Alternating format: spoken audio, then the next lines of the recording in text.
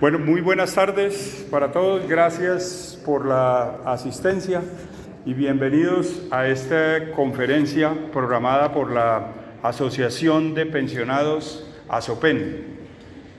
Hoy tenemos una conferencia y un conferencista de excelencia, el doctor Luis Alejandro Camargo, quien tiene una hoja de vida tan extensa que si la leeríamos nos darían aquí las 5 de la tarde y entonces no dejamos espacio para la conferencia. Luis Alejandro Camargo, Lucho entre los otros, pues un profesional con perfil directivo, liderazgo, capacidad de emprendimiento y transformación corporativa, con 42 años de experiencia, de los cuales 35 han sido en cargos directivos y 25 en cargos gerenciales. Tuvo también además una experiencia docente de más de 7 años como profesor de cátedra en las universidades Autónoma, EAFIT y la Universidad Nacional de Colombia en su sede, la sede de Medellín. Entre otros cargos, ha sido gerente de Servicios de Información de Interconexión Eléctrica S.A. ISA, gerente de Mercadeo de Energía Mayorista, de Mercado de Energía Mayorista de Interconexión Eléctrica ISA, gerente financiero y del Mercado Mayorista de XM, gerente general de la Red de Energía del Perú, gerente general de XM y gerente general de ISA Intercolombia. Ha participado en el desarrollo integral del primer estimador de estado del país en el Centro Nacional de Despacho de Energía. Esto fue por allá en el año 1984. Desde entonces está Lucho metido en estas lides. Pues marino. Tuvo participación también en la creación e inicio de la Bolsa de Energía y del mercado mayorista, incluyendo sistemas, procedimientos y propuestas de regulación del Centro Nacional de Despacho de Energía de ISA. Miembro de la Junta Directiva de APEX, Association of Power Exchange, la principal agremiación mundial de administradores de mercados de energía, y promotor del primer y único mercado de derivados financieros de energía en Latinoamérica, Derivex, en el 2008.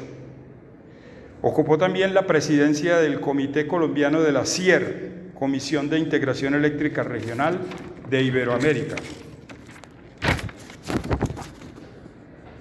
Ha sido además, ha tomado además participación en el direccionamiento estratégico y táctico y posicionamiento de ISA Intercolombia a través del desarrollo de líneas, subestaciones y conexiones, la operación y el mantenimiento del mayor sistema de transporte de energía en Colombia, 12.000 kilómetros de líneas y 100 subestaciones. Y como si fuera poco, a don Luis Alejandro todavía le queda tiempo para practicar cosas como la vela y la navegación a costa afuera, con licencia de capitán. También practica regularmente el tenis. Se me venció en diciembre. Y no lo va a renovar. Entonces, ¿recuerdan el nombre de la conferencia? Aquí está. Entonces lo dejo con la conferencia Transición Energética, un camino, energía, sector eléctrico y entorno. Muchas gracias, Luis Alejandro, por acompañarnos. Gracias, José. Entonces lo manejo así, como Sí. micrófono. Ok. Primero, realmente cuando me plantearon esta conferencia, no dudé un segundo en venir a ver a mis antiguas compañeras y compañeros de ISA, de distintas empresas, de distintas épocas, porque lo que nos une es algo muy bonito y es haber contribuido cada uno de nosotros a un granito de arena para construir este país porque el sector eléctrico es fundamental para el país y de lo que conocimos en esa época, lo que hay ahora, hemos avanzado mucho y ese avance ha sido gracias a las canas, las arrugas que tenemos todos, de pronto las gastritis, pero también los esfuerzos, los buenos momentos. Entonces no dude en ningún momento de venir aquí a compartir con ustedes también, y me alegra mucho que estemos acá. Yo me jubilé el año pasado y también ya soy asociado, pero no, igual que ustedes, no quise quedarme quieto. Seguí haciendo cositas porque no es conveniente ni bueno que le digan a uno, no, se queda en la casa a descansar. Yo le decía a Emiliano, eso no es sano. Entonces, parte del ejercicio intelectual que estoy haciendo es lo que vamos a ver hoy. Estoy trabajando con un profesor de AFIT, de hecho Juan Carlos López me aportó parte del material que voy a presentar hoy. O sea, ustedes son también una especie de laboratorio de lo que estamos haciendo en AFIT en alta gerencia en el tema de transición energética. Entonces quedó perfecto el tema. Yo le dije a José Alberto y a José Ángel, listo, vamos para allá. Entonces me encanta. Ustedes son críticos y pido por favor que levanten la mano, pregunten, y si no están de acuerdo, bienvenido sea el disenso. Aprendimos en ISA a construir a través del disenso. Entonces de verdad que un gusto estar acá. Entonces, que dudaba cómo poner el título de la charla. Es tan apasionante y tantos temas relacionados y tan fundamental para la sociedad y para un país como Colombia, que el tema, digamos, se vende solo, pero entonces no dice por dónde lo enfoco. Y hay mucha desinformación, porque aquí hay mucho apasionamiento. Y regla de juego para esta charla: cero política. Sí se habla de la efectividad de las políticas públicas, pero no nos vamos a meter acá con polarización que bastante daño le hace a Colombia. Y nosotros, afortunadamente en ISA, otra característica buena que tuvimos es que, gracias a los líderes que había allá, a pesar de los vaivenes de la política y politiquería, la empresa se mantuvo y ahí va. Y queremos todos que siga en donde está y donde debe llegar. Primero, ¿qué es transición energética? Empecemos con lo aburrido. Quiero que esta charla no sea aburrida, por eso necesito que pregunten. Aquí hay personas de diferentes profesiones. Entonces vamos a hacer como una nivelación y queda una literatura, y yo quedo a la orden también para si alguien quiere aportar o inclusive leer algo distinto o enfoques distintos, bienvenidos. Entonces, de Wikipedia, tan sencillo.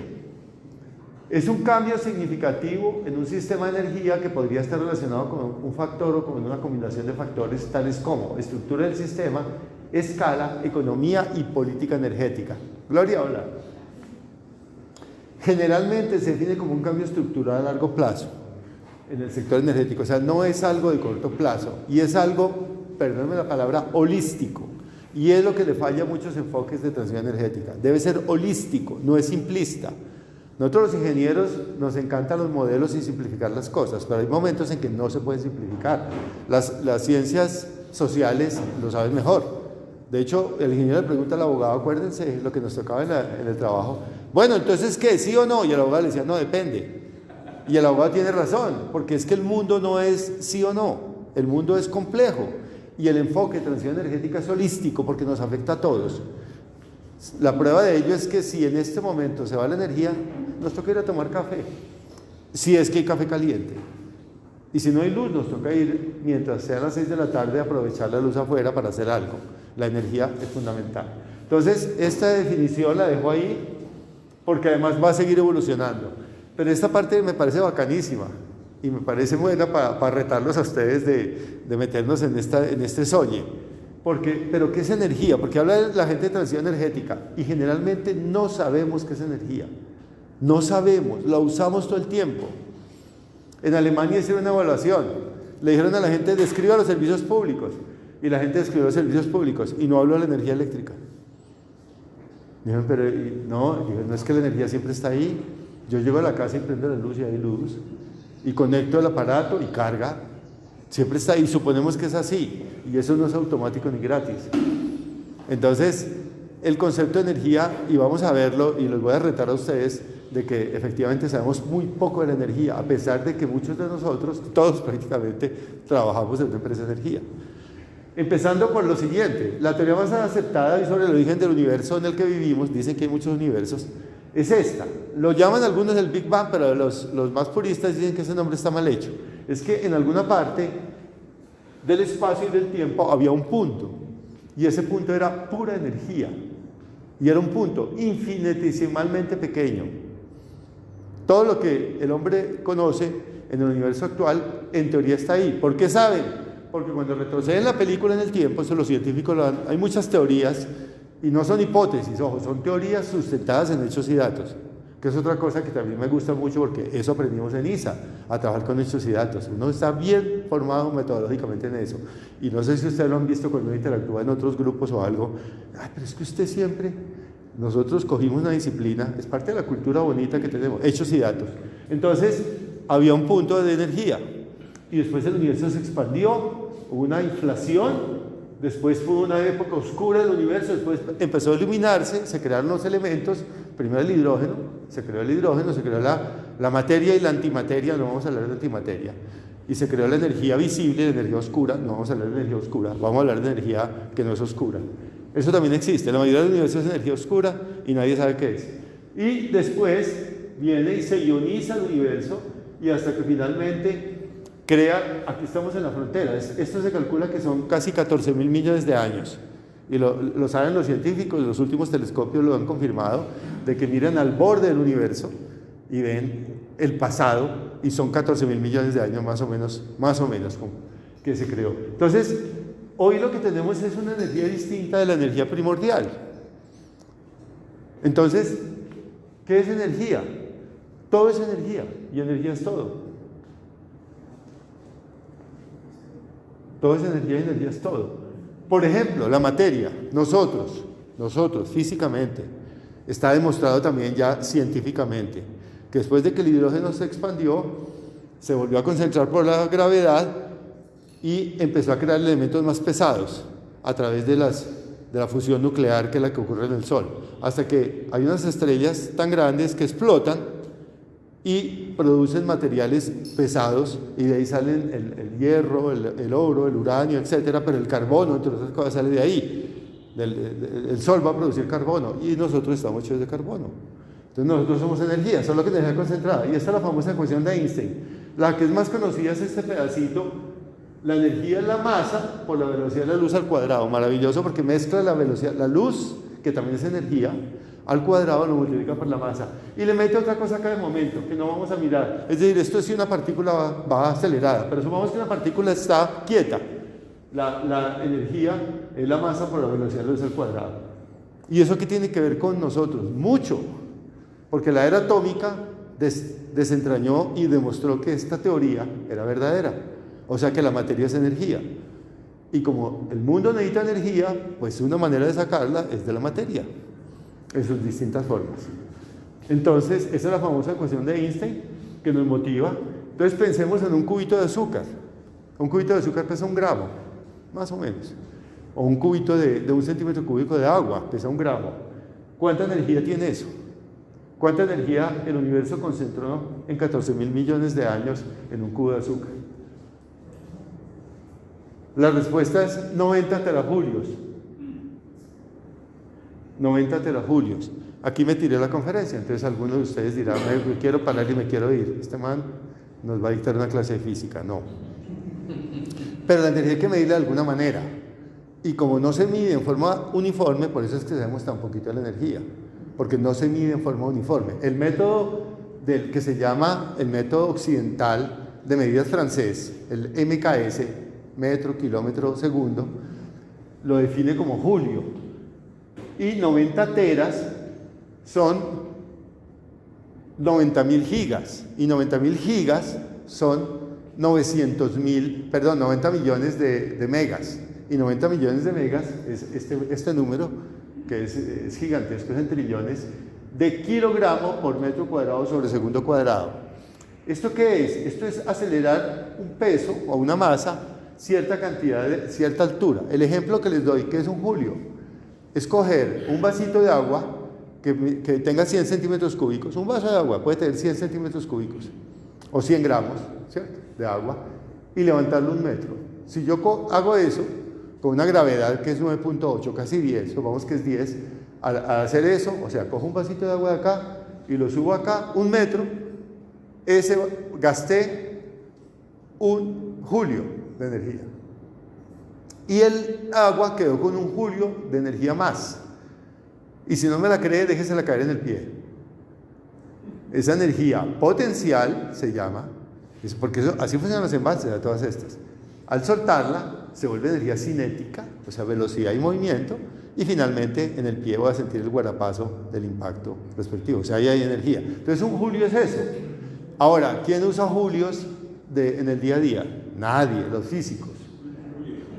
Pero nos enreda la vida, por eso es que nosotros no sabemos muy bien, porque entonces uno pregunta, bueno, ¿y cuántos julios hay en un galón de gasolina?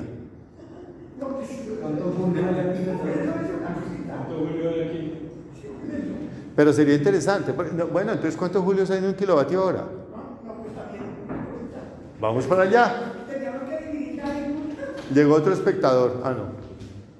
Bueno, entonces esto, olvídense de esto, no lo voy a decir, pero sí les voy a decir lo siguiente. En un gramo de materia, si la podemos convertir toda en energía, hay 25 millones de kilovatios hora. Ahora vamos a hablar qué es un kilovatio hora. 25 millones de kilovatios hora.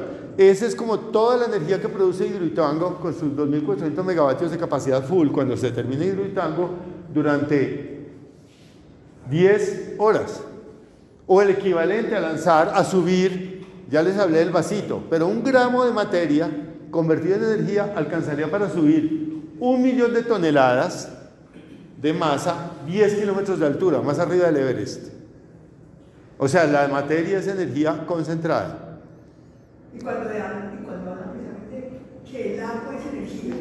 El agua es energía por eso mismo, porque se puede transformar. Ahorita vemos, Gloria, cómo las energías se pueden transformar, cómo las energías cambian de unas a otras. Hay un principio que lo voy a explicar que se llama conservación de la energía.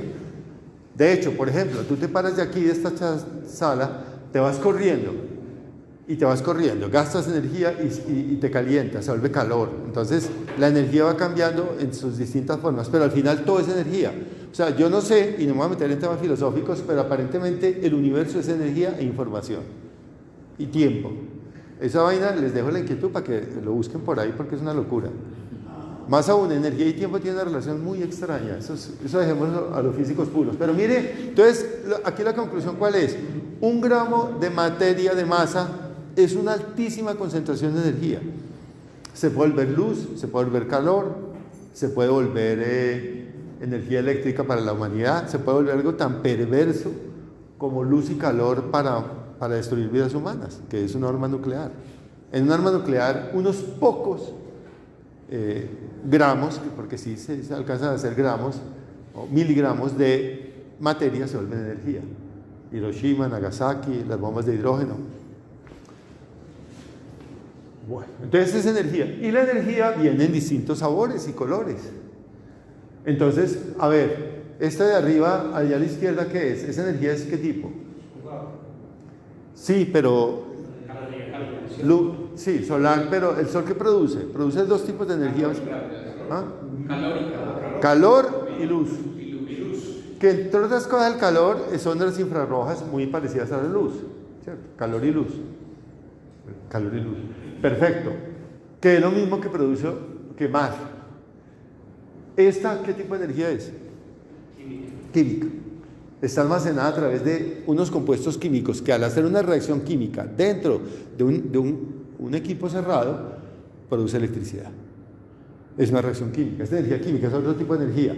A ver, eléctrica es otro tipo de energía, muy usada e inclusive puede ser la mejor energía para los futuros años de la humanidad. Ni siquiera digo siglos, porque nosotros no sabemos qué va a haber dentro de un siglo, pero por lo menos para los próximos años, afortunadamente para ISA, la energía eléctrica es otra cosa. Esta es misteriosa pero muy útil. Nuclear, también, claro, buen punto. La nuclear es una energía que sale de los choques de partículas subatómicas que producen calor. Y ese calor llevado al agua se vaporiza y se pone a mover una rueda y genera energía eléctrica. Esa es energía nuclear que está reviviendo, porque además aquí en el tema de energía hay mucha, llamémoslo política, no en el sentido de las clases políticas, sino muchas emociones. El ser humano, por ejemplo, hoy absurdamente, en mi opinión, está proscrita en muchas partes la energía nuclear, siendo de las energías más limpias y menos peligrosas que hay. ¿Cierto? ¿Qué es más dañino para el medio ambiente? ¿Esto o esto? Hoy el mundo, y lo vamos a ver, está saturado de CO2, de quemas. Nosotros estamos quemando el planeta, en otras palabras. Y hay otra energía que generalmente es la que usamos nosotros para muchas actividades de la vida, que es la energía mecánica. El ejemplo acá, y es bonito porque es una montaña rusa en donde se cambia la energía cinética, la velocidad, por la energía potencial, que es subir. Entonces el carrito sube y empieza a bajar y se cambia la energía. Las energías se van cambiando. La cinética y la potencial aquí es dinámico como se cambia. Aquí no es tan evidente. Un proceso químico. Uno se da cuenta inclusive cuando explota, una batería que explota. Bueno, etc. Son distintos tipos de energía. Y así en ciertas transformaciones entre ellas, porque el principio de conservación de la energía nos dice, también descubierto científicamente, que la energía que empezó aquí es la misma que va aquí. La energía en el universo actual no se crea ni se destruye, solo se transforma. Y eso, aparentemente, por más que lo han intentado, los ingenieros, los físicos, no ha cambiado. O sea, la energía se transforma. Esa es la buena noticia. Entonces podemos transformar energía. Y aquí está la prueba. Aquí alguien lo dijo, de nuclear a calor, de calor a energía eléctrica, de energía eléctrica entonces podemos pasar a iluminar, aunque también podemos usar la del sol para transformar y crear energía eléctrica. Por ejemplo, esa de arriba, del sol a eléctrica, paneles solares. Entonces, esta energía, la geotérmica y la mareomotriz, la podemos Sí. en la aplicación de la... Aquí es, la geotérmica está aquí. Y la mareomotriz está aquí. Es que viene un metro cúbico de agua con movimiento, o sea, una energía cinética, y yo la transformo en otra energía cinética más ordenada. O sea, viene el empujón de la ola y la transformo en un giro ordenado, y ese giro ordenado la convierto en energía eléctrica y viene para acá. Entonces sí, prácticamente todas las energías podemos simplificarlo acá, todas, porque inclusive microondas, por decir algo, las comunicaciones usan, de hecho, las microondas son una forma, llamémoslo entre comillas, de luz, es una onda electromagnética. Entonces ahí está todo. Uno diría que aquí está todo. Conocido, nadie sabe. Bien. Sin embargo, el universo no tiene reversa, aparentemente. No tiene reversa. Y esta es una mala noticia porque si bien hay un principio de conservación de la energía, o sea, yo puedo convertir energía térmica en hidráulica, hidráulica en térmica, térmica en solar, solar en etcétera. Pero hay una ley del universo que los físicos identificaron que se llama la segunda ley de la termodinámica, y es que la entropía siempre aumenta. Para no enredar la vida, que termodinámica fue de las cosas más tesas que le toca a uno en la universidad, en términos simples es que el universo cada vez se desordena más. Era ordenado aquí, y si alguien le mete algo de religión a eso, no lo culpo, porque aquí era el máximo orden del universo y nadie sabe qué había ahí. Nadie seguramente lo va a saber. Los matemáticos son los que tiran ecuaciones, pero el universo se ha venido desordenando y la entropía crece y eso afecta la capacidad para transformar energía. Entonces, dicho en términos simples, ¿por qué menciono esto? Si saco petróleo del subsuelo y lo quemo, ya la ceniza del petróleo no la puedo volver otra vez petróleo. O por lo menos, si lo puedo volver a hacer, gasto más energía que la que produje en ese momento. O sea, el universo va cobrando lo que se vaya haciendo. Y el planeta Tierra, pues, es parte del universo. Entonces, esa regla cuenta. Aquí un ejemplo del tema de entropía es este. Yo tengo un vaso, eso supuestamente es un vaso, y le dan una pedrada, se estalla en 1000 pedazos, se desordenó el vaso. No hay una operación física sencilla que lo devuelva. Si hay una que lo destruya. Es decir, si hay un vaso, cualquier niño lo sabe, le dispara, le tira una piedra y se rompe, o lo dejo caer y se rompe. Pero yo no puedo hacer un clic y devolver el vaso. Me toca hacer un proceso energéticamente mucho más riguroso. Y lo mismo pasa con los materiales que se van quemando. Queda ceniza. ¿La ceniza se le puede sacar la misma energía que la original? No. ¿Por qué? Porque la entropía crece. Sin contar efectos ambientales, ¿cierto? Esa es pero no es una restricción tampoco tan grande. Entonces las transformaciones de energía no son irrelevantes. Ya lo dijimos por qué. sea, las transformaciones cuentan. Luis, perdón, pero en últimas, ¿entropía qué es? Entropía es una característica que tiene las cosas de un orden o producir energía. Entonces, la entropía aumenta. Es una medida, por eso digo que nos metemos en un tema termodinámico, es una característica, es una medida, y se puede medir la entropía. Es una medida que demuestra que en el universo siempre aumenta. Hay procesos físicos o químicos que hacen que la entropía aumente muy rápido, por ejemplo, quemar una hoja de papel, y hay otros que no son tan drásticos. Entonces, la entropía aumenta más cuando yo quemo una hoja de papel que cuando la dejo caer. Si dejo caer la hoja de papel, yo en teoría puedo volver a coger la hoja de papel, en teoría, en la práctica, y vuelvo y la pongo acá. Pero si quemo la hoja de papel, después ya me cuesta más trabajo, más energía devolverla al estado que estaba. Entonces, la entropía es una medida, en otras palabras, es una medida del orden del universo o del orden de las cosas. Y mientras más entropía, más desorden. De hecho, pero no me quiero meter en esa vaca loca, se dice que el universo, como va, no tiene reversa a menos que el tiempo sea negativo. Cosa que no me quiero meter y ya me estoy metiendo. ¿Qué quiere decir? Que el universo va hacia un destino. Y el destino es que el universo, por ejemplo, se puede expandir indefinidamente hasta que se enfría y se apaga. Y todo desaparece. En otras palabras, el universo quedará en ceniza. Y no, ahora hay gente que dice no, cuando llega al límite, el universo se empieza a devolver, esto es teoría, el universo empieza a devolver, la entropía empezará a disminuir y el tiempo es negativo. Pero no quiero ni pensar qué significa tiempo negativo. Es como, por ejemplo, pues, que yo pudiera devolverme y llego a la iglesia y no me caso. Me devuelvo en el tiempo y en vez de casarme digo no me caso y me devuelvo al futuro y en ese momento sería soltero.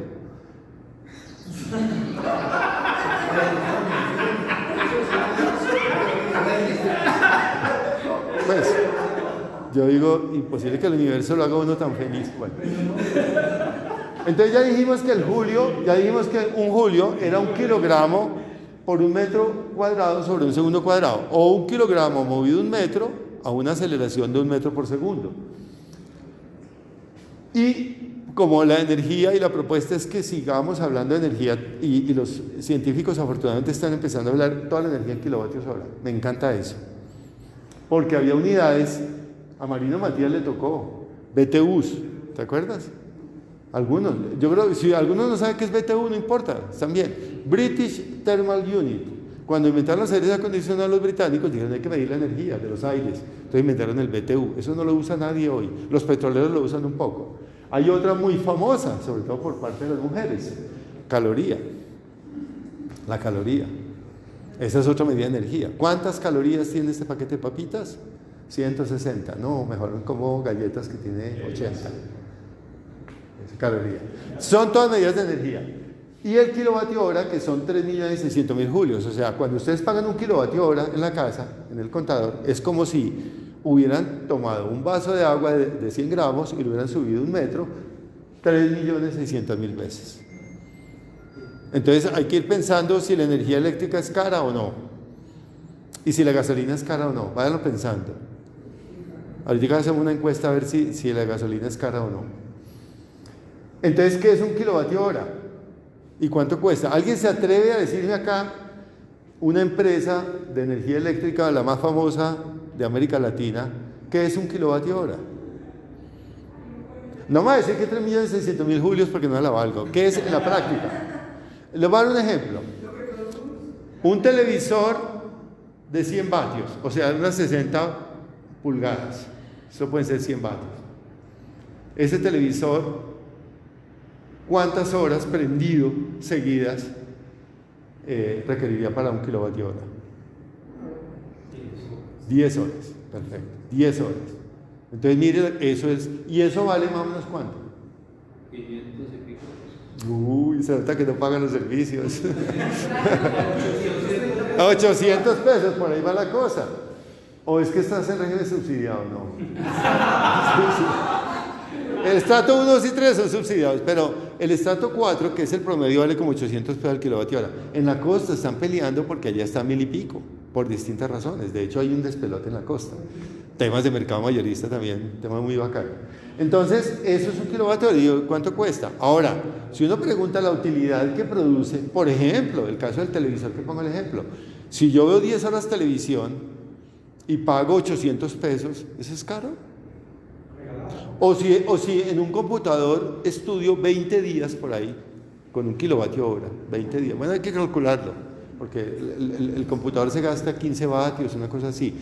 O no 20 días, pero sí, porque uno descansa 8 horas, unos 8 días, por 800 pesos. El problema, como dicen por ahí, es no tenerlo, porque lo que afecta a la sociedad, por ejemplo, es los niños que no tienen la energía eléctrica o el computador en sectores rurales. Podría ser el precio más eficiente, porque Colombia es un oligopolio, pero no es caro para el bienestar que produce, lo dicen los economistas. Los economistas siempre comparan los productos por precios relativos, ¿no? Dice, ¿usted qué podría comprar con eso? ¿O cómo está este producto comparado con este? Porque es que caro o barato se vuelve subjetivo. Entonces, el bienestar que produce. Ah, ese remedio está carísimo, 50.000 pesos, pero te salvó la vida. Bueno. Entonces, esto ya es kilovatio hora, y vamos entendiéndonos. Y se usan unidades de miles que no se confundan. Entonces, vamos a hablar siempre de energía, y hablen de ustedes de energía por kilovatios hora, que son 1000 vatios. Lo que pasa es que un vatio es tan poquito. Un vatio es lo que consume un LED en una hora, por ejemplo, un vatio hora, muy poquito.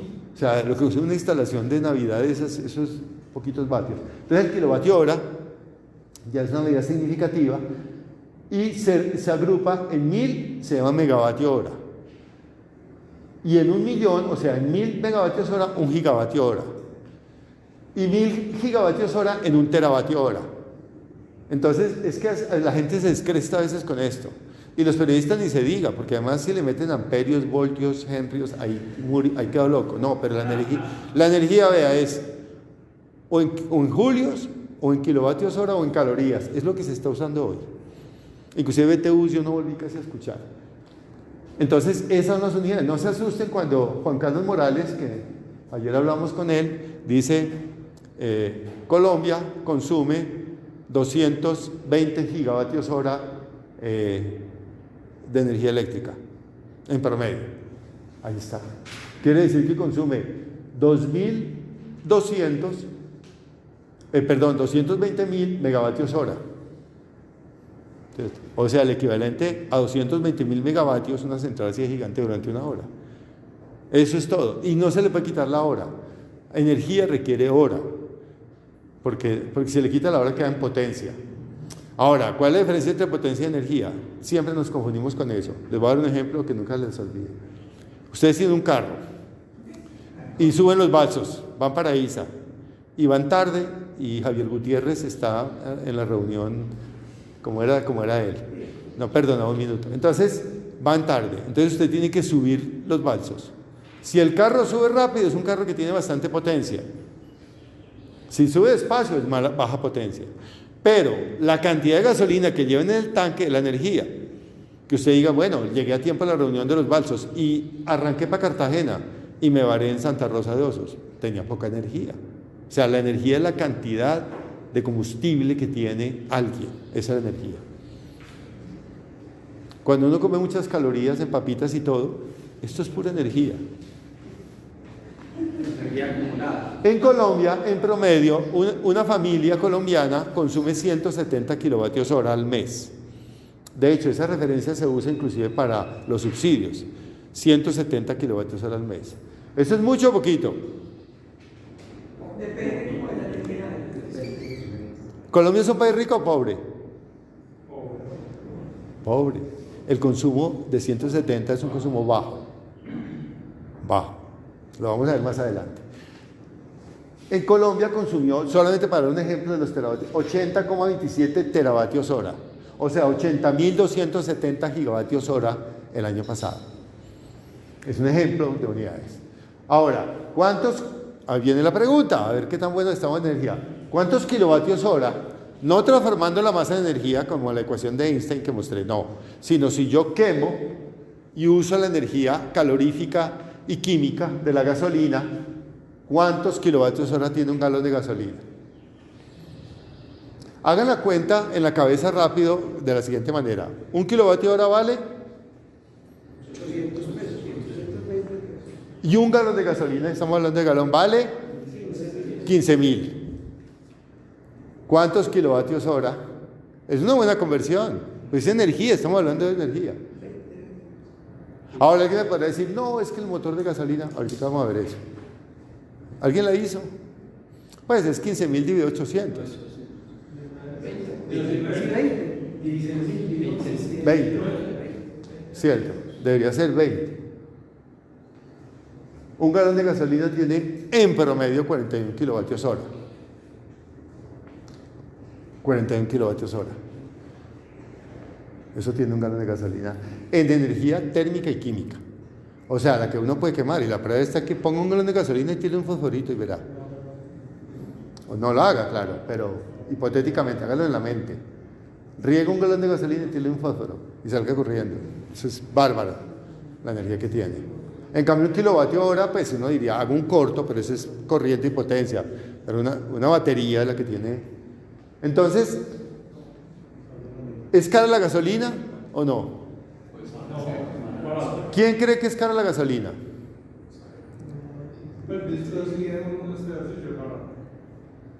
Es barato. Entonces, ¿por qué, Antonio, por qué la gente se queja del precio de la gasolina? Porque siempre lo ha tenido y es relativo a lo que valía. Por el cambio. Y hace un año pagábamos la mitad. Sí. Es por la historia. Y porque influye definitivamente. Eso. Si le pregunto a un taxista, es capaz de pegarme. Porque yo le digo, la gasolina es demasiado barata. ¿Cómo se atreve? No sé qué. Y hacen huelga. Por eso es que no hay que hablar acá de política. Porque además el sentido común de la gente muchas veces es absolutamente irracional. Ese es el precio de la democracia porque hay que tomar decisiones colectivas. Y entonces la gente tiene unas creencias. Y las redes sociales viven de eso. Viven de eso No, pero ojo, sí, pero Toño, estamos comparando con el kilovatio hora, porque igual puede pasar en Estados Unidos. Eso. De hecho, un kilovatio hora en Estados Unidos vale menos que aquí, ¿sabían? Tristemente. Bueno, el hecho es que la verdad, cuando uno mira precio relativo, la gasolina es muy barata. Porque además hay una cosa muy grave en el precio de la gasolina, ¿qué es? ¿Qué tiene implícito la gasolina que además de barata la hace indeseable? El daño que hace al El daño al medio ambiente.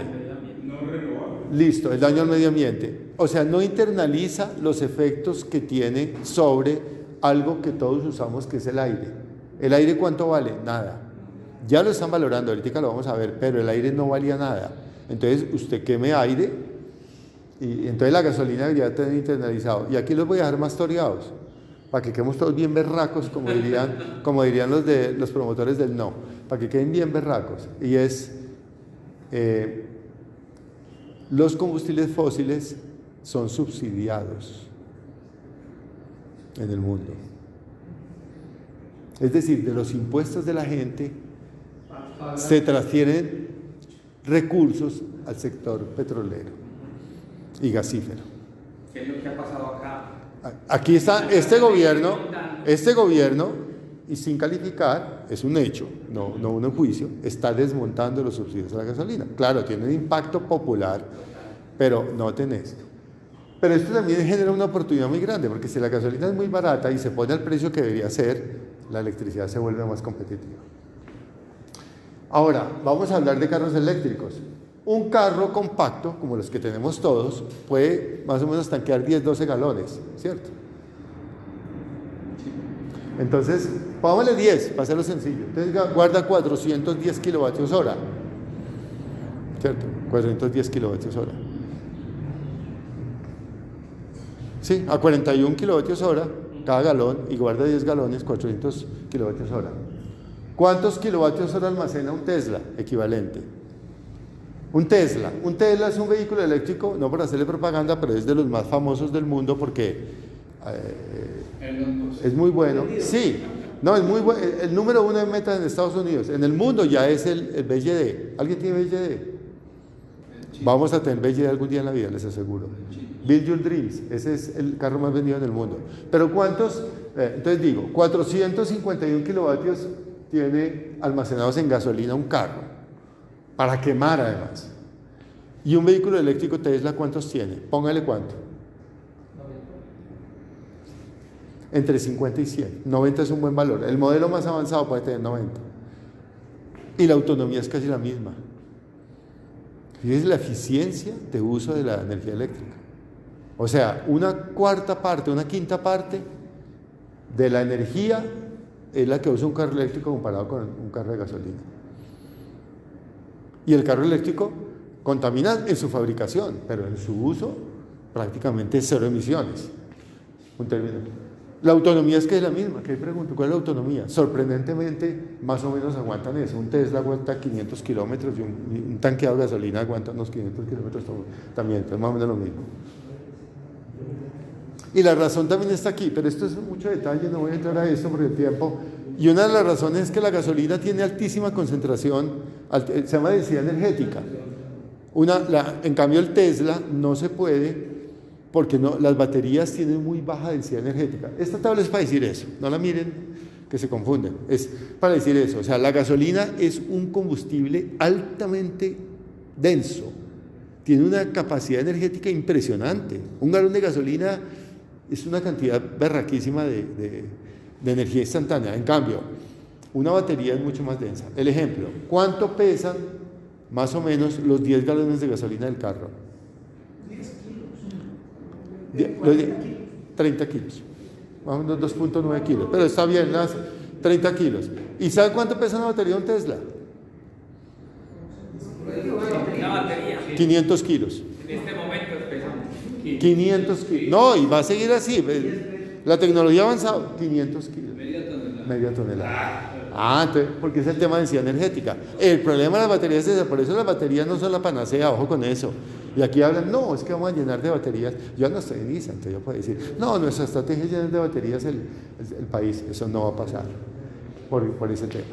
Lucho, ese proyecto de comprar baterías para almacenar energía, ¿en ISA eso sí se llevó a cabo? No, es que ¿qué pasa? En Colombia, pero breve porque eso es una preguntota. No, claro, en Colombia hay problemas de redes de transmisión y distribución. Entonces, el Atlántico es un hueco negro, donde no se alcanza en horas pico, y como la demanda sigue creciendo en la costa, y peor ahora el Niño, que está caliente, no se alcanza a llevar toda la energía que se necesita en la costa, en las horas pico. Entonces, ¿qué pasa? Hay que despachar Termobarranquilla full, y ellos felices recogiendo billete, porque es la planta de las más costosas del país. Entonces, esa diferencia de precios se llama restricciones, y la pagamos todos los colombianos. Entonces, todos los colombianos están subsidiando la ineficiencia de las redes de la costa caribe, entre otras. Y si hay costeños, me declaro solidario con los costeños. No es un problema regional, es un problema de mala planeación. Entonces, la UPE, para resolver eso, dijo, cuando hizo el cálculo, es tanta la plata que hay, dijo, no hombre, metamos unas baterías ahí que en hora pico, como no hay capacidad de red, guardamos la energía en horas de baja demanda y en hora pico la entregamos. Y económicamente sale. Y se hizo un muy buen cálculo y presentó su oferta, bien hecha. Y una empresa que se llama Canadian Solar se descachó y metió una oferta bajísima. Recuerden que las subastas de transmisión son subastas imperfectas, son de sobre cerrado. Entonces uno o se frota las manos o se frota la cabeza cuando se la gana. Entonces se la ganaron y no la pudieron hacer. Se la vendieron a una empresa colombiana que la compró y tampoco me contaron que la va a hacer. O sea, no va a haber baterías. Pero sí va a haber baterías en América Latina y en Estados Unidos, porque las baterías en unos momentos en el sistema eléctrico son útiles. Por ejemplo, supongamos que esta clase fuera un posgrado carísimo, bueno, toda la cosa, se va la luz, nos fregamos, una batería ahí de litio da luz para el proyector, para todo, y hasta para el aire acondicionado, y nos atiende. Si tienen inquietudes, mi hijo que tiene una empresa de baterías se las vende. Se llama baterías. Me tocaba decirlo porque ese es con publicidad política pagada. Esa parte borra la José. Equivalencias de energía. Sí. Entonces, ¿por qué usamos gasolina? ¿Por qué usamos gasolina? Porque es demasiado barata, créanme. O sea, la conclusión la sacaron ustedes, es demasiado barata y se puede desperdiciar. Los carros eléctricos, los carros de gasolina son máquinas especializadas en desperdiciar energía. El ciclo Otto, que eso es muy viejo, un alemán, que es el motores de gasolina que sabemos de 4 tiempos, tiene eficiencia entre el 20 y el 30%. O sea, entre el 70 y el 80% de la energía que tiene la gasolina se pierde. ¿En qué se pierde? En fricción, refrigerante, gas de escape y calor. Ustedes ven, los carros envenenan las ciudades. Los carros envenenan las ciudades porque entre el 70 y el 80% es basura para la ciudad, en forma de calor. O sea, no nos conviene en una ciudad como esta que un carro caliente, una volqueta caliente más el aire, tire partículas nocivas para la salud. Ojo con este dato. En Colombia se calcula, estos datos ya son, digamos, de estudios serios, que en promedio un colombiano pierde 2 años y 2.1 años de vida por contaminación del aire. ¿Cómo lo miden? El viejito que se muere con una gripa y no sé qué, el bebé que está enfermo, que tiene que ir a nebulización y se muere, o sea, se está perdiendo. Y en el mundo, más del 13% de las muertes son por contaminación ya. Y en buena medida, la contaminación es culpa del ciclo Otto y del ciclo diésel. Los diésel sí que contaminan más. Yo propuse que la empresa en su momento no hiciera préstamo de vehículo para comprar carro diésel. Y me cayeron un poco feo y todo, pero la razón era esta, era ambiental. Porque los carros diésel pueden contaminar entre 6 y 8 veces más nocivos que el carro de gasolina. Entonces la gasolina es energía perdida, en buena medida. No, de hecho a hoy 9 de los sensores de Medellín muestran que estamos en el punto de... Baja en Ciata. No se puede salir. Y ese es el estándar de Medellín, que es como 5 veces más alto que el estándar de OMS. La OMS dice, debería estar en alerta amarilla arriba de 10. Y aquí normalmente está arriba de 50, de 70. ¿De 50 a 70 qué? Partículas PM2.5, o sea, partículas de 2.5 micras o menos, que se lo respira uno y se va al torrente sanguíneo, se va al cerebro, se va al corazón. Y hay cantidad, los estudios están demostrando que eso está envenenando a las personas. Pero ese es otro tema, ya nos... Sí. Entonces sería, si uno compara los niveles de contaminación, digamos, de lo que es la gasolina con las baterías, sería más manejable la... Sí, claro, las baterías son prácticamente son 0 emisiones en la operación, prácticamente 0 emisiones, son contaminantes en la fabricación, porque a todos se le va a medir la huella de carbono. Termina su ciclo y el humano No. Esa es una mala concepción que hay y lo sé por mi hijo en la empresa. Hoy hay una normatividad y hay toda una estrategia de economía circular, porque es que el litio es muy caro para botarlo. Y el níquel, las baterías tienen níquel, cobalto, litio, grafito y todos esos materiales se reutilizan. Las baterías de litio que se desechan en Colombia no se botan, se embarcan, se llevan a Francia, a Estados Unidos, allá las vuelven y las reconstruyen. Porque el litio, por ejemplo, cada vez está subiendo más de precio. No, quería entender era, por ejemplo, el final de la vida útil de la batería. ¿Qué pasa con el final? lo que el... No, por eso. Entonces, hay una estrategia que es la de mi hijo, pues mi hijo, porque me ha explicado, es segunda vida. Es decir, una batería de un Tesla que pesa 500 kilos y que ya no le da la potencia para subir los balsos, sigue siendo muy útil desde el punto de vista energético. No de potencia, pero sí energético. Sirve para centros de datos, para hacer una cantidad de aplicaciones por ejemplo, electrificación rural, donde no hay zonas no interconectadas. Él está en este momento en La Guajira porque estuvo en el Paso Cesar instalando un proyecto hermoso. Un señor le dijo, vea, yo me emociono porque además esto es nuestro. Mi hijo puede decir el hijo de ustedes, es producto de nuestra cultura ISA.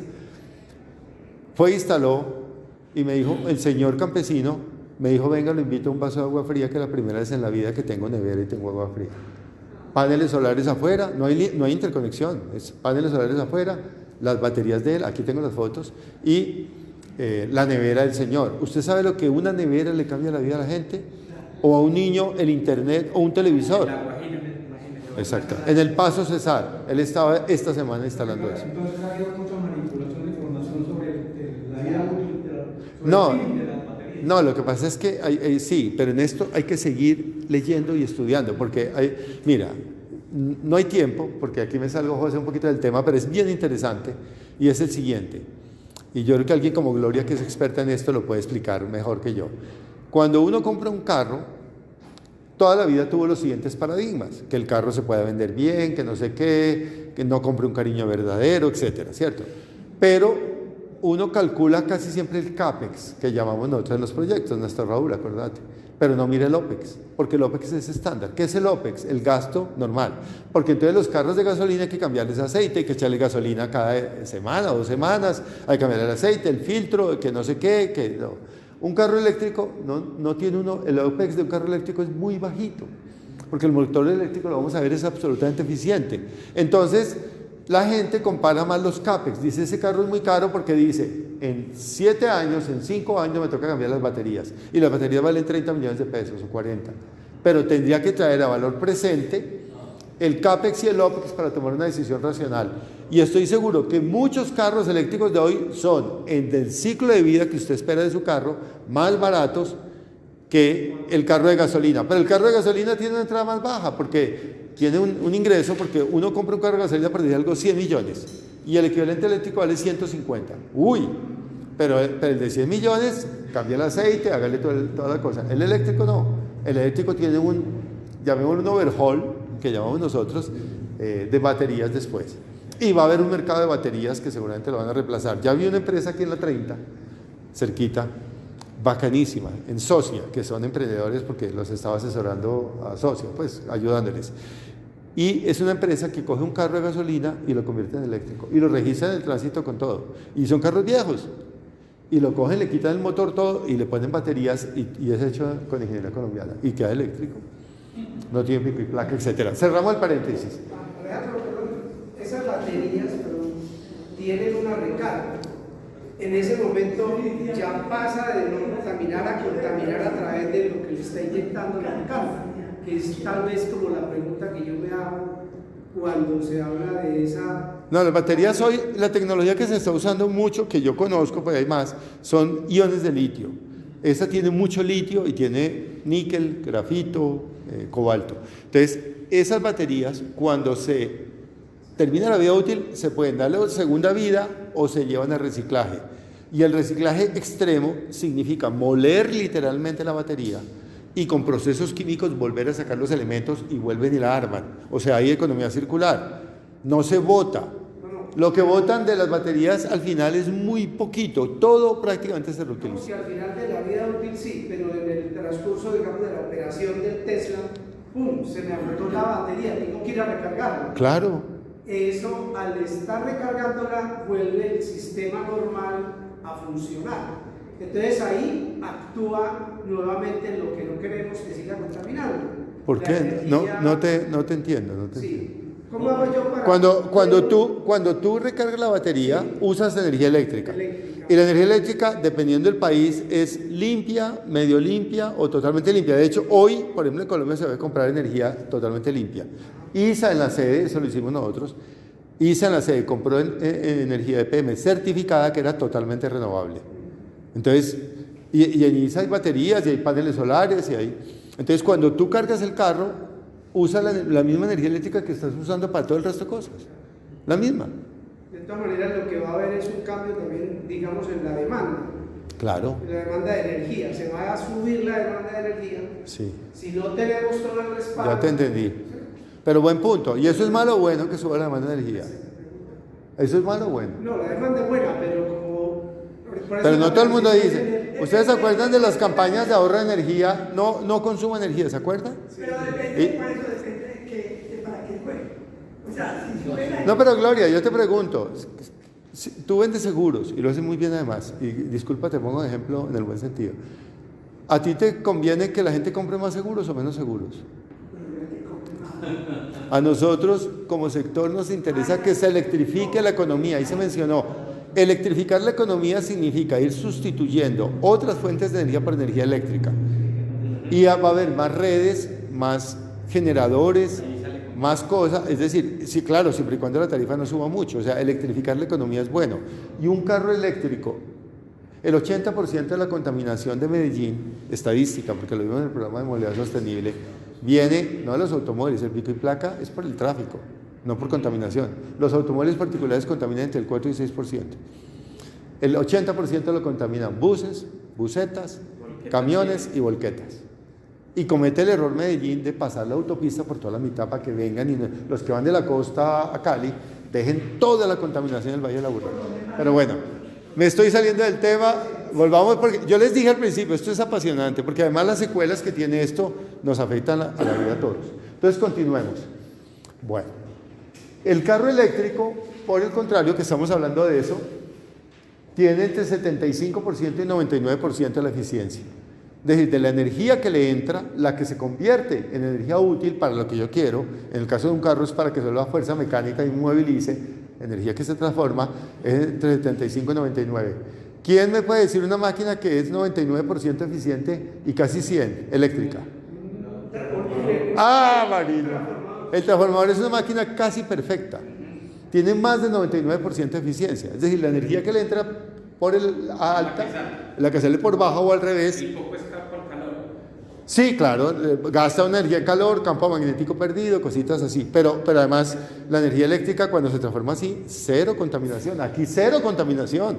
Se contamina cuando se crea, pero el resto sale un poquitico de pérdidas en calor, porque claro, un carro eléctrico produce algo. Es tan interesante que la primera vez que vi un carro eléctrico fue en Uruguay, que me mandó Isa, y yo vi que el carro eléctrico pasó y paró, y de pronto paró y empezó a hacer zzzz. Entonces le pregunté al que lo estaba demostrando, ¿y eso por qué? Me dijo, son tan silenciosos los carros eléctricos que atropellan a la gente, porque la gente está acostumbrada al ruido, entonces les toca poner un ruido artificial, claro, para que la gente sienta el carro, y si no lo atropellan. No suenan siquiera. En general, las máquinas del sistema generador de una planta hidroeléctrica son muy eficientes. La turbina Exactamente. es la menos eficiente, pero hoy está del 95%. Exactamente. Entonces, para mí, y además que venimos de ahí, la clave está en esta palabrita, electrificar la economía. Estos días hablaba con la vicepresidente de estrategia de ISA sobre este tema, insistiéndole mucho ahora con todo lo que uno lee y aprende. Hay que seguir promoviendo la electrificación de la economía. Olvídense de cuando se decía ahorra energía o la teoría del decrecimiento. Ahorita les muestro los hechos y datos porque la teoría del decrecimiento para el caso de Colombia es lo más absurdo que alguien pueda plantear. Teoría del decrecimiento. Sí, hay una teoría del decrecimiento. Que de pronto, claro, cuando un gringo, voy a dar el ejemplo de qué es, cuando un gringo va a McDonald's y se come una hamburguesa, no sé si se han visto, sale con una caja, una bandeja así llena de basura y eso tira y tira y tira. Ahí sí. Pero cuando una familia colombiana consume 170 kilovatios hora de energía, yo no debo hablar de decrecimiento, eso es inhumano. Eso es como decirle a las personas que están con problemas de nutrición porque no tienen comida. Ahora que hablaban de lo malos que son los guayús, entre comillas, porque no dejan hacer los proyectos, ¿no? Algún amigo mío muy de extrema derecha me dice que es duro. Pero resulta que alguien dice, pero es que usted no se da cuenta que en La Guajira el 60% de la gente come una vez al día. Está aguantando hambre. Entonces le voy a decir, sigue aguantando hambre. Bueno, no nos metamos en temas políticos. Ahora veamos la parte final, porque esa es la teoría. Ahora vamos a aplicarla. Y en el mundo real, vamos de lo micro, de lo pequeño, ahora a lo grande. Entonces mira la energía en el mundo y Colombia cómo es. Y un poco el tema ahora vamos a introducir el tema de transición energética justa. No tiene nada de político, decir transición energética justa, no es que sea petrista ni nada, no, eso es un término acuñado internacionalmente. Esto es cómo hemos consumido la energía en los últimos 2 siglos. En los últimos 2 siglos. Nosotros como humanidad crecimos de ser recolectores, cazadores, y lo primero que hicimos fue aprovechar el bosque, o la selva, o los animales silvestres. Y de ahí empezamos a darle palo parejo. ¿Cuál es el símbolo de Armenia que está en el parque? Un árbol cortado y una hacha ahí puesta. Ese era Y mire cómo en café esa ha sido la energía que ha consumido la gente en porcentaje, está en porcentaje, la humanidad desde 1800. En los 2 siglos consumimos biomasa, básicamente. ¿Biomasa qué es? Lo que llamamos en Colombia leña, que todavía mucha gente cocina con leña y usa leña para muchas cosas. Y es un problema gravísimo, además de salud pública. ¿Cierto? Biomasa tradicional. Y por allá, empezando finales de los 850, sobre todo por Norteamérica y eso con los descubrimientos petroleros, empezó, primero no, esto es Inglaterra, corrijo, en 1850 Inglaterra, que apoyó su revolución industrial en la explotación del carbón. Inglaterra tenía mucho carbón, entonces hicieron los ferrocarriles de carbón, fábricas de carbón, las máquinas de vapor, y el vapor era con carbón. Eso era una locura, y eso produjo inclusive Inglaterra en el primer lugar otra vez del mundo, después de haber sido imperio. El carbón, que es la mancha color como una mujer que me ayude, que saben bien los colores. Ocre, bueno. Después vino Estados Unidos, ahí sí, en 1900, a finales del siglo XIX, con la explotación del petróleo, con los hallazgos en Estados Unidos sobre todo. Y ahí empezó la industria petrolera. Y mira, esta es la otra gran mancha. Entonces, el medio ambiente se salvó por este lado desde el punto de vista de tala, pero ahí empezó la acumulación de quema. Y después pasó a petróleo. Y después vino gas natural, el famoso combustible de la transición. ¿Ustedes creen que el gas natural sea el combustible de la transición o ese es un lema comercial? No voy a responder eso. Después viene la nuclear, que es la siguiente. La nuclear tuvo su auge, lamentablemente, porque creció inclusive con la Guerra Fría. En la Guerra Fría había muchos ingenieros nucleares por las armas, pero también había reactores para la paz. Y declinó porque los accidentes nucleares de Ucrania y de Japón asustan a la gente, pero en números no corresponden a la realidad. Entonces se bajó, noten que bajó un poquito, ahora están resurgiendo. De hecho, Francia tiene los mejores reactores nucleares pequeñitos, que parece que es un gran futuro que viene con eso. Reactores nucleares como los que usan en los submarinos nucleares, que es un reactor pequeño, muy limpio, muy seguro porque se puede reencapsular, etcétera, y produce energía para una ciudad. Y la produce 40, 50 años y no produce prácticamente residuos. Y cuando sale el material radiactivo final, es relativamente fácil envolverlo en concreto, etcétera, y depositarlo por allá en una cueva o algo. Después viene, mire el hidropower, el azul, potencia, centrales hidroeléctricas. Colombia tuvo la fortuna de tener montañas y empresas como ISA, que recuerden Chivor, recuerden San Carlos, recuerden Jaguas, y de hecho ISA iba a ser Guavio, ¿cierto, Marino? Y se la quitaron a ISA, se le quitaron Guavio a ISA, y fue el desastre gerencial del siglo antes de Reficar. Fue el desastre gerencial del siglo. ¿Sí o no, Marino? Es la verdad. Y EPM también quitó centrales que iba a ser ISA, y CBC quitó otras. Pero se lograron hacer unas centrales hidroeléctricas. El mejor, San Carlos. San Carlos fue un proyecto que estuvo antes de tiempo y con presupuesto por debajo del CAPEX previsto. San Carlos, por ejemplo. Mi amigo Uriel. ¿Quién? Es el primero. Claro, ISA iba a ser Cañafisto. Lo que pasa es que era Espíritu Santo, Cañafisto y Hidroituango. Hay una cadena ahí. Entonces, sí, claro. ISA iba a hacer eso, pero ISA creció tanto, acuérdense, que los socios se pusieron un poco celosos y fue cuando, entre comillas, el golpe de salir. No, usted no crece más, vamos a hacer los proyectos, porque iba muy bien del liderazgo de Germán Jaramillo, que ahí está por ahí. No, o sea, qué pena, me desvió un poquito, pero es historia muy relevante porque además son hechos y datos, no estoy hablando de especulaciones. Y ahora está hidrógeno, ¿qué es eso? ¿Hidrógeno? Ahorita, más adelante hablamos de eso. Y ahí viene, bueno, lo otro es biocombustibles modernos, que son muy debatidos, ojo con eso, el biocombustible, el biodiesel, el famoso alcohol que se mezcla con la gasolina y que terminó por un cabildeo de los empresarios del azúcar que obligan a que todos cuando compramos gasolina y viene un poco de alcohol. Entonces, pero ahí hay biocombustibles modernos, hay unos sintéticos que prometen algo, Sudáfrica tiene unas cosas interesantes, y después otras renovables, pero miren miren la realidad, esta es la realidad, esta es la historia. Esta es la historia.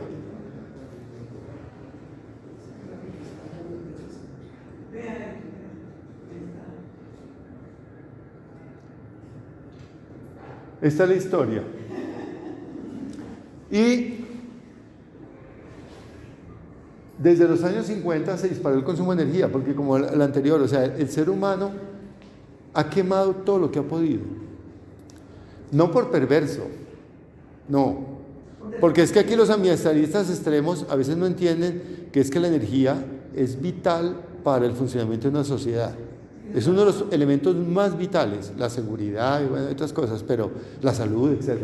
Entonces, mire, ya empezando desde el 1950, la biomasa se estabilizó, el carbón, el petróleo. Bueno, esta es otra vista, pero se disparó el consumo de energía. Esta es otra vista no porcentual, sino ya de consumo en teravatios hora, que ya les expliqué que es teravatio hora. Esto se puede volver kilovatios hora. Entonces pasamos, por decir algo, en 1950, de consumir unos 25.000 teravatios hora año a consumir ahorita 170.000. Bueno, ahorita no, porque esto es 2022, no se ha actualizado. Es difícil actualizar estas cifras, pero están, esto es lo último que pude consultar. 170.000. El número no importa tanto, pero noten cómo el consumo se disparó. Se disparó. O sea, somos sociedades, y ya no se trata Occidente, Oriente, nada. Somos sociedades hambrientas de energía. Y eso está muy bien. Entonces ahí es donde viene el cuento. ¿El futuro es ahorrar energía? No. El futuro es entregar más energía, pero hacerlo bien. O sea, diferentes energías. Diferentes energías. Pero seguramente, Gloria, no más de lo mismo, porque es que mira, esto es fósil, esto es fósil, esto es fósil y esto no es fósil, pero tiene efecto igualito al fósil. Y este tiene un efecto devastador sobre el medio ambiente. De hecho, Colombia, el pecado más grande que tiene, hoy por hoy, no es ni esto, ni esto, ni esto, sino esto. El pecado ambiental más grande de Colombia es este. Y la gente lo hace porque no tiene más. Ustedes saben, el campesino nos pasa las líneas de energía, quema los pastos para que salga cualquier hierbita para las vacas y nos hacía disparar las líneas. Entonces, ojo con el tema de la biomasa y los compromisos de Colombia según el Acuerdo de París. Entonces, noten, esta es otra forma de ver eso, es que la brecha frente a energía limpia es enorme. Entonces, ¿qué es la transición energética? Porque es que, mire las energías limpias, esto es otra manera de verlo. Estas son las energías limpias hasta 2020, donde están acá la hidroeléctrica, la nuclear y el resto que viene creciendo muy bien. Pero miren las otras donde están. Hay que cerrar la brecha. Pero cerrar la brecha no es dejar de explorar petróleo o de explotar petróleo o carbón o gas. No. Porque nosotros no podemos destruir lo que hemos logrado hasta ahora, el bienestar de la gente. Ahí es que cerrar la brecha de forma inteligente, lo cual no es tan fácil. Es un problema holístico, lo dije yo. Es decir, requiere un múltiple enfoque, no es simplista. Los ambientalistas extremos, Greta, son simplistas. Entonces ahí le dicen, por ejemplo, Ecopetrol no va a explorar más petróleo. Solución simplista. ¿Funciona? No funciona. Puede que este gobierno lo diga, no me meto con temas de política, pero no va a funcionar. No es viable. ¿Sí? Para empezar por ahí, y eso es muy importante, una cifra como esa. Mira la brecha de consumo per cápita, ojo, que es otra cosa. Cuando hablamos de transición energética justa, y ahorita lo vemos, me recuerda un chiste como para viernes por la tarde verde, ¿o no? ¿Lo puedo contar? Que un tipo tenía una vecina muy atractiva y le echaba el ojo, le echaba el cuento hasta que le dijo, porque no, un motel, y la convenció. Y se fue con ella, y cuando estaban entrando en el carro al motel, como es el destino, no, eso no lo grabe, José. Es que aquí ya estaba entre amigos de viernes por la tarde, ahorita sacamos un guaro. Y el destino y la vida es así, se encuentra un carro que sale y de frente, y estaba la señora de él con el marido de la vecina. Se bajaron a matarse, claro.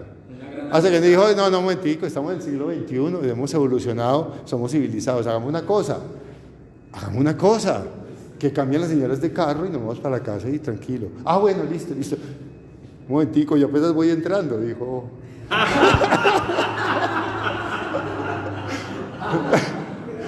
Bueno. No, pero es que la transición energética es así. La transición energética es así. Es decir, no todos disfrutamos del momento del pasado de la misma manera. Hay unos que África, América Latina, está todavía por disfrutar. Entonces, si a uno le dice, no, paremos, no sé qué cosa, y uno dice, sí, pero a mí no me ha tocado, yo no he tenido un ingreso per cápita como el suyo. Entonces, noten lo siguiente, mire el consumo de energía por cabeza en los últimos años, y esto de ahí es que felicitar a los gringos, esto no es culpa de ellos, es culpa de nosotros. Mire el consumo per cápita de los Estados Unidos, 80.000 kilovatios hora. El consumo per cápita, aquí está Colombia. Esto es al año, claro. ¿Cierto? Esto es al año. La India, mucho más abajo. Por ejemplo, la India es de los países que merece tener oportunidad de desarrollo. ¿Por qué? Porque la gente consume muy poquita energía. ¿Y eso es bueno o malo? Consumir muy poquita energía. ¿No? Pues uno puede decir románticamente, no, ellos viven en su chocita, como Gandhi, con una tirita así. Eso es muy malo, porque eso tiene que ver con la educación, el bienestar, el aire acondicionado, la salud. Eso. Mire, Brasil está mejor que Colombia.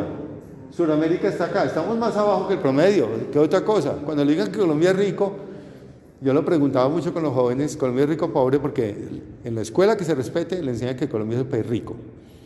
Tiene los mares, esmeraldas, oro, petróleo. Entonces le decía, bueno, entonces Japón es pobre. Japón tiene un solo mar, no tiene esmeraldas, no tiene petróleo. Entonces, Colombia es un país pobre, pero si uno no lo mire, esa es la realidad. Ahora, no para criticar, para cambiarla. Es el Reino Unido, mira el Reino Unido, qué interesante, sin caer en bienestar de calidad de vida, mire cómo el consumo per cápita se ha reducido. Estados Unidos también, eso es pura eficiencia energética. Un gringo no ahorra energía, pero a uno sí le da tristeza ir al aeropuerto de Miami y ver esas escaleras gigantescas eléctricas, chon, y uno que otro gringo por ahí de vez en cuando. Es eficiencia energética. Entonces, ojo con eso, porque es que la transición energética tiene que tener en cuenta a las personas, enfoque holístico. La producción de energía per cápita se ha triplicado desde la Segunda Guerra Mundial. Aquí se ve que el mundo ha triplicado la producción de energía per cápita, es decir, ¿por qué per cápita? Es decir, por cada persona después de la guerra siguió produciendo más energía, por una sencilla razón, y está aquí, porque eso es calidad de vida. Mire la evolución esto se llama el Producto Interno Bruto per cápita. Es una medida de calidad de vida, no es la mejor, pero es una medida, es la medida de la plata, del crecimiento de la economía.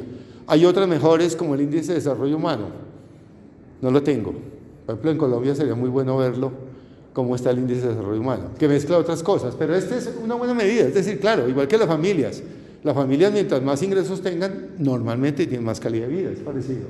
Entonces mire cómo ha crecido de una forma increíble, mire que el 0% está en 1920 y hoy estamos casi 6 veces. Quiere decir, en pocas palabras, que una persona promedio en el mundo es hoy 6-7 veces más rica de lo que eran las personas en 1920. En 1920, sí. Hoy, y la prueba es en lo siguiente, hoy por ejemplo, si uno mira un hogar promedio de clase media en Colombia, tiene una cantidad de ventajas en salud, tecnología, servicios públicos, calidad de vida, diversión, información, acceso al libro, educación, que no tenía ni un noble hace 100 años, ni el noble más noble, ni el rey tenía esa calidad de vida. O sea, el mundo sí ha progresado mucho, esa es la buena noticia. No nos creamos, sobre todo cuando uno empieza a entrar en las canas, que el pasado fue mejor, que no sé qué. No. Les invito, hay un libro muy chévere que me lo regaló un exfuncionario de ISA que se llama En defensa de la ilustración, donde con hechos, en defensa de la ilustración. Es un libro, puedo poner la referencia, donde con hechos y datos demuestra que la humanidad nunca ha vivido un mejor momento que ahora. Claro, ahora hay más televisión, entonces que la guerra de Ucrania, el problema de Gaza, nos abruman. Pero si uno mira la matazón que han hecho los europeos antes, en el siglo pasado, en las guerras y el siglo antepasado, es la época más pacífica de la humanidad. Es la época donde la gente vive más. La expectativa de vida están llegando, en Colombia inclusive con los problemas de violencia y salud, están llegando a 70 y pico de años, en Japón pasaron de 80, y de hecho la población ya está declinando. ¿Por qué menciono esto? ¿Por qué menciono esto? No me estoy desviando, porque la energía ha tenido un papel absolutamente clave en esto. Sin energía no hay bienestar. No hay No, y bienestar. de hecho, mirando aquí en Colombia, es mirar una ciudad como Medellín, Bogotá y mirar la Guajira del Amazonas. Exactamente. ¿Por qué el problema? Una de las explicaciones del problema de violencia y todo en el campo, porque no ha llegado el bienestar de estas cosas. Por ejemplo, era muy normal que hacíamos... EPM hizo Guatapé y le dijeron a la gente, usted tiene que ir del pueblo del Peñol, y le hicieron otro pueblo y se fue. Vaya, haga eso ahora. Y ahora, vaya, haga una línea, y la gente que está abajo, los guayú, dicen, ¿y mi energía eléctrica qué? ¿Y mi participación en ese proyecto qué? Entonces el enfoque tiene que ser completamente distinto para ser viable, pero eso es más adelante. Entonces, hay una altísima correlación entre energía y progreso, entonces no podemos parar el progreso, no podemos parar la energía. Claro, aquí el lado oscuro es este. Mire el CO2 cómo se ve, las emisiones de CO2 por cabeza, que también son muy disparejas, como el cuento del motel. Un gringo más o menos emite 9 veces más CO2 en el año que un colombiano promedio. Entonces, cuando no paremos, toca decirle un momentico, que apenas yo voy entrando.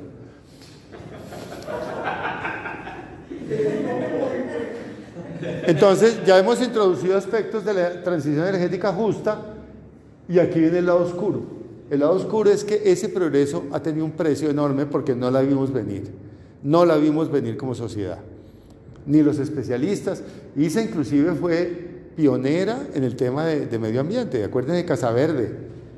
Y todavía, lamentablemente, yo veo conflictos entre los ambientalistas de la empresa y los sociales, etcétera, y los ingenieros que a veces están a cargo de los proyectos. Eso no debería ser. Como el conflicto que había entre abogado e ingeniero se acabó hace mucho tiempo. Porque no era quien tenía la razón, es que hay que mezclar las disciplinas, enfoque holístico. Entonces, ya se dieron cuenta los científicos, ahorita lo vemos, que esto tiene un lado oscuro. O sea, el progreso tiene su lado triste. Y este es el resultado. Esta curva me parece de las más importantes de hoy. Es porque mire lo que ha subido la temperatura promedio global. Ahora, hay unos radicales, personas radicales que dicen, no, la Tierra ha tenido aumentos de temperatura más altos hace tiempo. Claro, ha tenido extinciones masivas, hace 600 millones de años, hace 100. Pero es que nosotros somos los culpables, los seres humanos, por primera vez en la historia del planeta, en estar cambiando el clima del planeta. Y nadie puede asegurar que eso sea pacífico, tranquilo, porque puede ser inclusive un efecto en cadena. La mayoría de científicos dicen, por ejemplo, se calientan los glaciares, se derriten. Al derretirse, ya la luz del sol no rebota tanto, porque el polo sur, por ejemplo, es totalmente blanco. Si se derrite, ya entonces se absorbe más calor y se derrite más rápido los nevados y empieza un efecto en cadena, y la sociedad es muy vulnerable a eso. El problema no es el planeta inclusive, el problema es la sociedad. Y esto es lo que estamos viendo. Pero hay que enfocarlo desde el punto de vista no emocional, o no desde el punto de vista ideológico, sino desde el punto de vista práctico. ¿Qué es lo que hay que hacer para resolver esto? Esto es real, esto es una cosa muy triste porque los osos polares no están acostumbrados a eso, ese calor, y se están muriendo de hambre. Entonces ven esto típicamente, es una cosa devastadora. Colombia también, Colombia es el país más biodiverso del mundo por kilómetro cuadrado. El segundo en el mundo después de Brasil. Y en este momento está ocurriendo una extinción masiva. De hecho, muy buena la cumbre que se ganó Colombia de biodiversidad en Cali, porque lo va a poner en la agenda bien manejada, lo pone en la agenda, y eso debería ser dinero que venga del primer mundo a Colombia para preservar, pero que sea efectivo, no para que se lo roben los políticos, para preservar. Bueno, ya nos vamos acercando al final.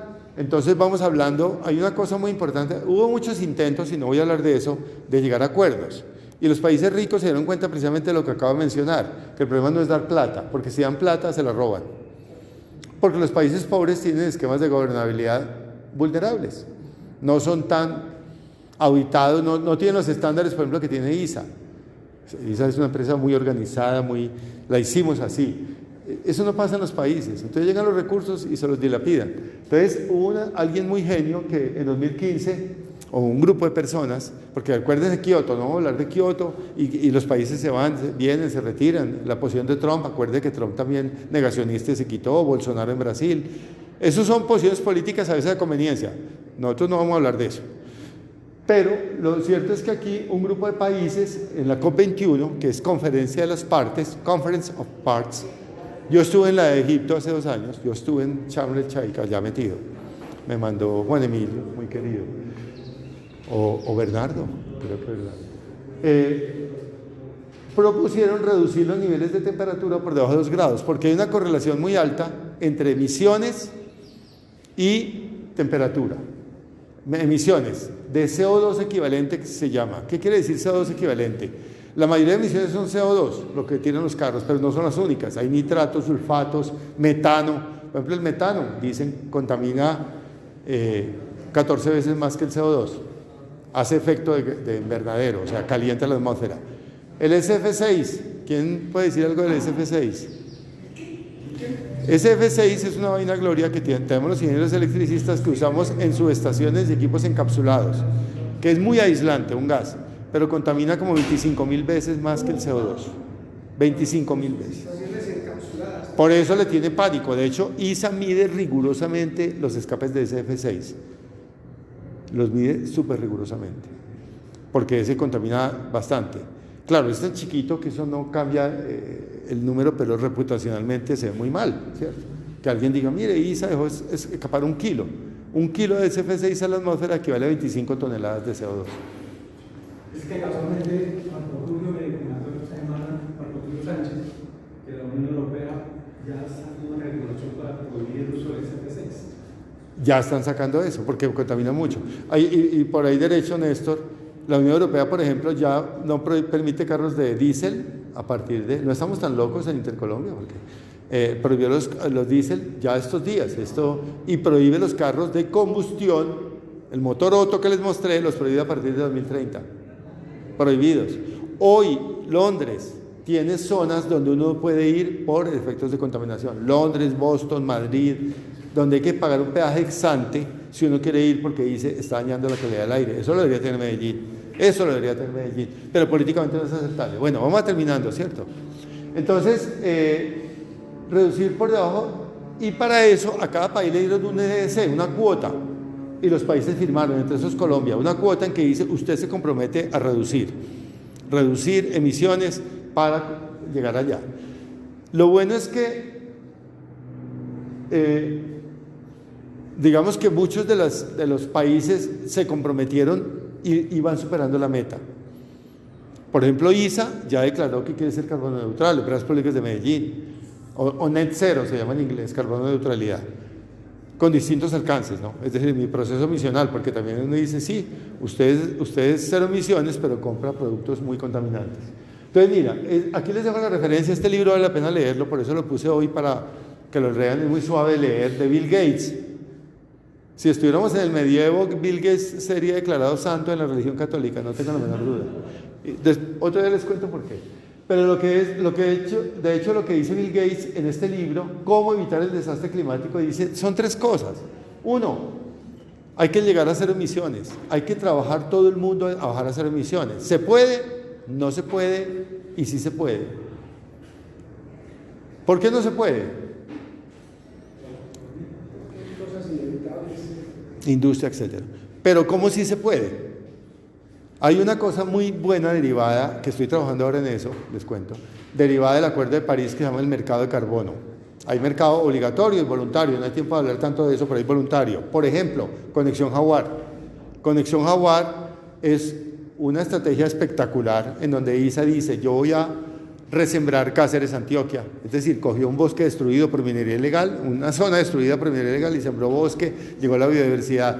Y esto se puede calcular que no había producción de oxígeno, o sea, no había absorción de CO2, y ahora sí la hay.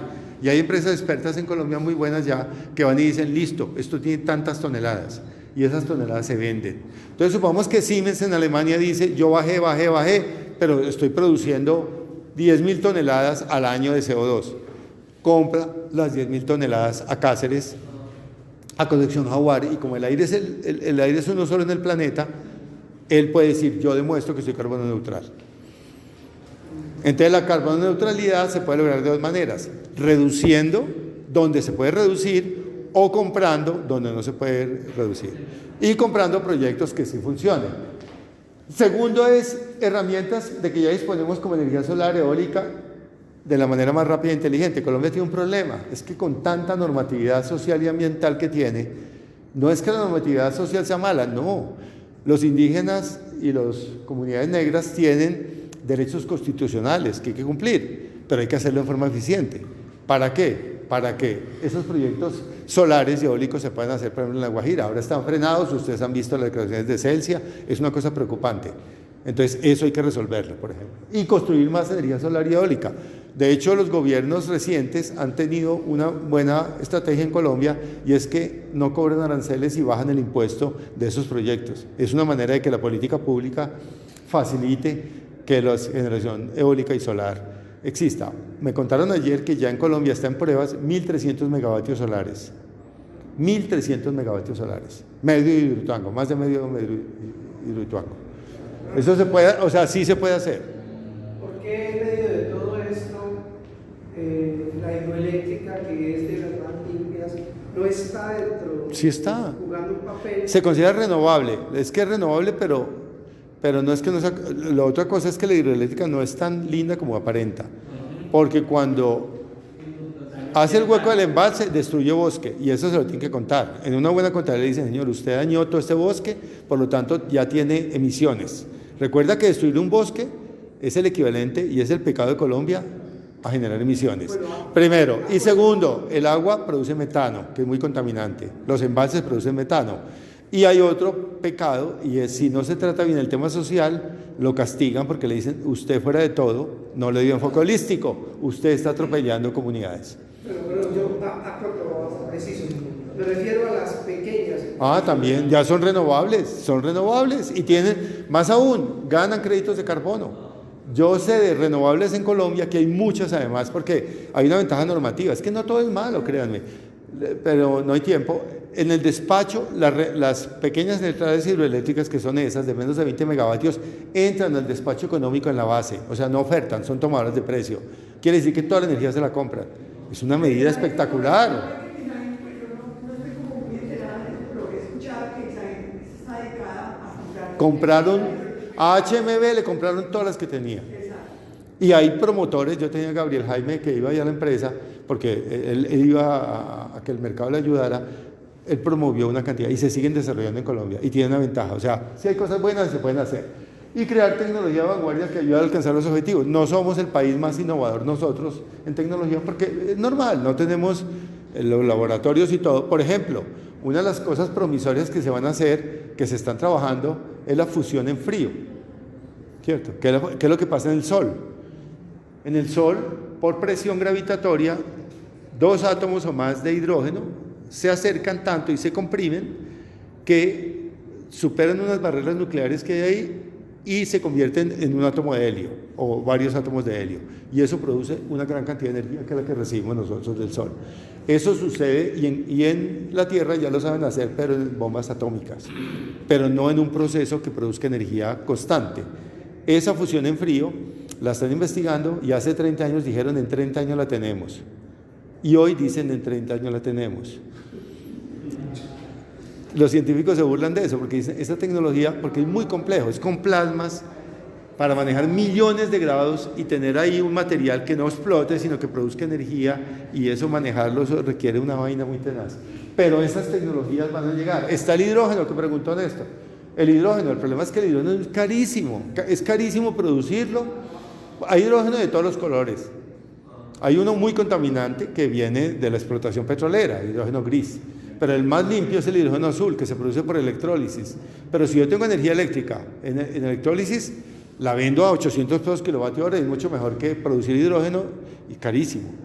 EPM ya tiene una producción de 5 kilos de hidrógeno, ahí los leí, y Ecopetrol de 100 kilos de hidrógeno. Eso está, para mí, lejos. O sea, la tecnología existe, pero el precio es inalcanzable. ¿Y para qué se usaría el hidrógeno? Aviones y camiones y barcos, básicamente. Pero hay que comprimirlo, hay que licuarlo, eso es muy, muy complejo. Y otras tecnologías, y de pronto vendrá una innovación radical de la humanidad, porque este es el reto, puede ser de los retos más grandes de la humanidad. O arreglamos el problema de la energía, o nos empobrecemos, o el clima se vuelve insoportable.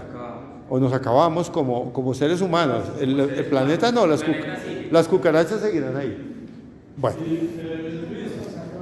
ISA o Intercolombia tienen que incursionar en la energía nuclear. No, porque acuérdate que ISA hoy no puede generar. No puede generar energía.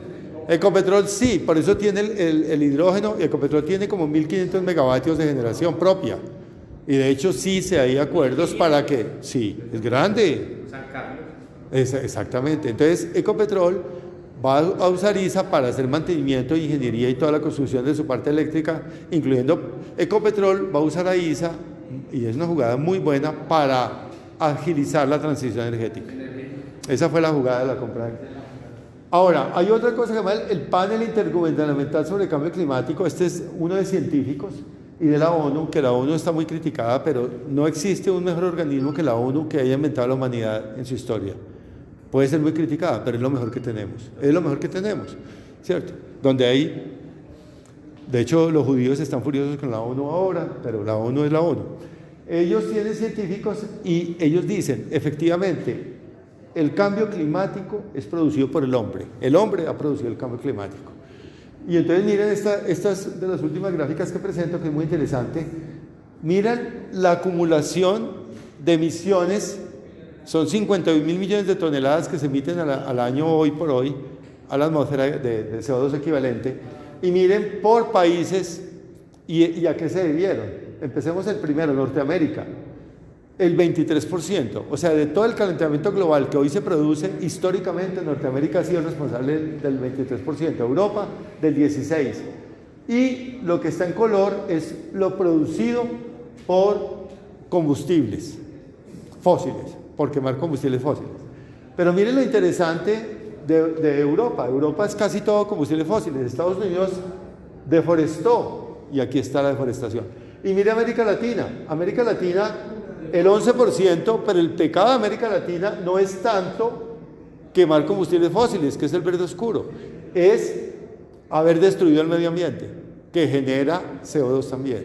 Cuando yo tumbo 200.000 hectáreas de selva en Colombia para minería ilegal y ganadería extensiva, estoy destruyendo CO2. O sea, ya quito la capacidad del planeta de reciclar el CO2, porque el CO2 se recicla de dos maneras: en los mares, que nadie puede hacer nada al respecto, no hay tecnología todavía, o en los bosques, ahí sí podemos hacerlo. Entonces, Colombia, la obligación es, como América Latina, es no acabe con la deforestación. Y tiene mucho sentido cuando presidentes como el de Colombia van y dicen, yo cuido el bosque, pero páguenme. ¿Cuál es el argumento de oro de esto? Es que usted llenó la atmósfera de CO2 y yo no. Entonces mi obligación es cuidar el bosque. Casi que Colombia, en vez de dejar de explotar petróleo, etcétera, es no destruya el medio ambiente. Miren algo tan triste como África. África ni ha contaminado ni por fósiles y muy poquito por destrucción del medio ambiente comparado con América Latina. Y África llevada, un continente pobre que se le puede negar inclusive el acceso al mundo moderno. Y aquí hay otra manera de verlo, pero esto ya es por cabeza y por población. Por población, mira que la población aquí está en millones. Entonces noten, por ejemplo, que el más contaminante que quema combustibles por población es hacia el este, ¿cierto? O sea, China, Japón, Corea, etc. El que más contamina, no en volumen, pero por cabeza, es Norteamérica. Y todos lo sabemos. O sea, si uno va a hablar de crecimiento, hay que decirle a los gringos, y de verdad, hagan cosas más eficientes. Bueno, básicamente eso, ahí está la información. Ahora, no todo está perdido, esto no es para echarse a llorar, esto es para actuar. Entonces aquí hay, lo dejo como memoria, no va a leer eso, pero sí hay acciones como lo que plantea Bill Gates en su libro, los invito a que lo lean, no recibo regalías, pero yo admiro mucho a Bill Gates por muchas razones. Entonces, aquí también hay una evidencia de que efectivamente el panel intergubernamental de científicos de cambio climático de Naciones Unidas, además ISA, recuerden que nosotros éramos ODS, ISA sigue siendo ODS, Objetivos de Desarrollo Sostenible, entonces hay maneras de trabajar hacia lograr esto, es decir, hacia voltear el tema. Y finalmente, otro con quien estamos trabajando, hemos tenido contacto, es el Consejo Mundial de Energía, y el Consejo de forma muy acertada plantea que es que hay un trilema. Las cosas no son tan simples como blanco y negro, hay un trilema de la energía, y es ser sostenible, es una de las patas del trilema, una de las aristas, equidad energética, que ya mostré la evidencia acá de que no somos un planeta equitativo energéticamente, hay pobres energéticos y hay riquísimos energéticos, y seguridad energética, que es muy importante. Sin seguridad energética ninguna sociedad, ningún país puede progresar. Eso lo dejo como referencia y listo. Muchas gracias. Me pasé, creo que... ¡Uy! Me pasé las listas. Qué pena tan largo. Hicieron preguntas, entonces yo me emocioné. Excelente. Buenísimo. ¿Cuánto tiempo? Bueno, yo debí ser lindo tiempo. Encantado. Que no sea la primera ni la última. No, no.